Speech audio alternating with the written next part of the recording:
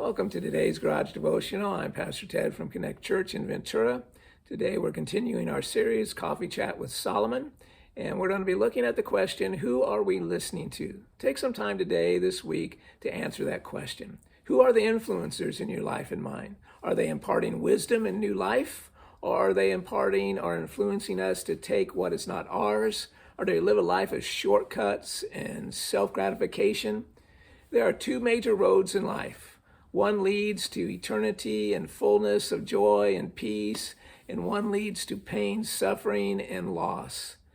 Today we're going to be looking at chapter 1, verses 8 through 19. So I'm going to read those verses to you today out of Proverbs. Hear, my son, your father's instructions, and forsake not your mother's teaching, for they are a graceful garland for your head, a pendant for your neck.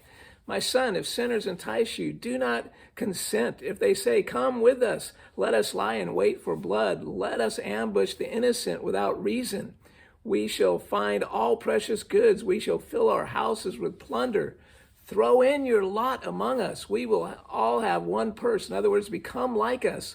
My son, do not walk in the way with them. Hold back your foot from their paths. This is wisdom calling out. Hold fast, do not follow. It goes on to say, for their feet run to evil, and they make haste to shed blood. For in vain is a net spread in the sight of any bird, but these men lie in wait for their own blood. They set an ambush for their own lives. Such are the ways of everyone who is greedy for unjust gain. It takes away the life of its possessor. In other words, this lifestyle that preys on others, that wants to just get gain for themselves, will result in loss and destruction and eternity without God, possibly. What can we learn from this? First, seek out those who have wisdom and listen to them. Seek them out and listen to them. They might be parents, teachers, friends, etc. The lesson here is that we seek out and listen to those with wisdom, and we determine to not listen to those who are not living lives of wisdom. We are not to listen to those who lack wisdom, or those who are always looking for the shortcuts in life, always looking to take advantage of others.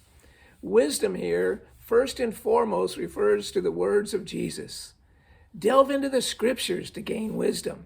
Learn from those who have gained wisdom through life experiences, good or bad. We might call this the school of life. The key here is to be open and not become bitter or hardened in Jesus' school of life. He's going to send us through that school.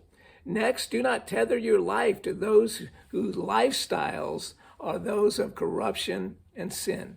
Solomon is describing here a me-centered lifestyle, a lifestyle that takes shortcuts, the lifestyle that takes from others and then takes away what they have. It's that lifestyle. Or that they don't want to put the effort into the work to gain knowledge and wisdom. These are those who live a me-first life. They seek self-gratification through fleshly desires at the expense of others and themselves. They are not satisfied unless they lead others into becoming like them. Let's not hook our wagon to these. One theologian likened this passage as gang members, that the crowd is these gang members who are enticing young people to join them. I found that very interesting and an appropriate analogy that I saw play out years ago when I pastored in a city in Los Angeles County. They would recruit the young boys and girls to join them, promising protection, fun, parties, drugs, power. We worked hard to show them the way of wisdom, the way of hope and new life in Jesus. Some chose it, some didn't. Solomon uses the picture of wisdom as a golden chain or a garland wreath wrapped around our necks, which symbolizes a life of wholeness, goodness, and fulfillment. This is the life that I want.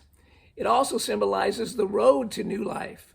But those who choose to reject wisdom, to take the easy road or the road of the crowd, these are swallowed up by the grave. I watched this so vividly played out in the lives of many of those youth in those neighborhoods.